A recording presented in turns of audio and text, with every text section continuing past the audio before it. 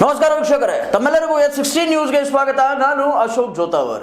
ಇಂದಿನ ಒಂದು ಭಾರತದಲ್ಲಿ ಏನೇನು ನಡೀತಾ ಇದೆ, ಏನೇನು ನಡೀತಾ ಇಲ್ಲ ನೋಡ್ಕೊಂಡು ಬರೋಣ ಬನ್ನಿ.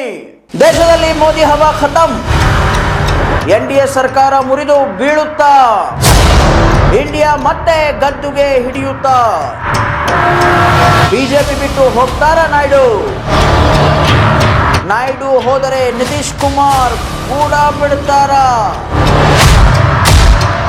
ಮೋದಿ ಜೊತೆಗೆ ಹೋದರೆ ರಾಜಕೀಯ ಭವಿಷ್ಯ ದಿ ಎಂಡ್, ರಾಹುಲ್ ಭವಿಷ್ಯವಾಣಿ ನಿಜವಾಗುತ್ತಾ, ತಮಿಳುನಾಡಿನಲ್ಲಿ ಅಣ್ಣಾಮಲೈ ಹೊಸ ಪಕ್ಷ.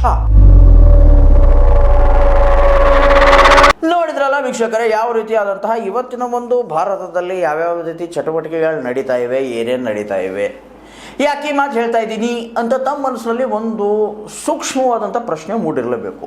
ಹಿಂದೆ ರಾಹುಲ್ ಗಾಂಧಿ ಅವರು ಒಂದು ಮಾತನ್ನು ಹೇಳಿದರು, ಒಂದು ಭವಿಷ್ಯವಾಣಿಯನ್ನು ನೋಡಿದ್ರು. ವಿದಿನ್ ಅ ಇಯರ್, ಒಂದು ವರ್ಷದಲ್ಲಿ ಮೋದಿ ಸರ್ಕಾರ ಪತನ ಹೋಗ್ಬಿಡುತ್ತೆ, ಮೋದಿ ಸರ್ಕಾರ ಬಿದ್ದು ಹೋಗ್ಬಿಡುತ್ತೆ, ಮೋದಿಯವರು ಮನೆಗೆ ಹೋಗ್ಬಿಡ್ತಾರೆ ಅನ್ನೋವಂಥ ಮಾತು.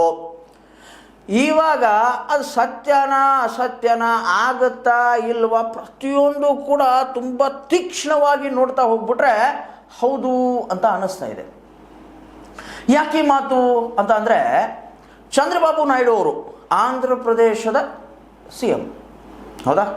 ಆಂಧ್ರ ಪ್ರದೇಶದ CM ಚಂದ್ರಬಾಬು ನಾಯ್ಡು ಅವರು ಮೋದಿಯನ್ನು ಬಿಟ್ಟು ಹೋಗುವಂತಹ ಒಂದು ನಿಟ್ಟಿನಲ್ಲಿದ್ದಾರೆ ಅನ್ನುವಂತಹ ಸುದ್ದಿಗಳು ಹರಿದಾಡ್ತಾ ಇವೆ.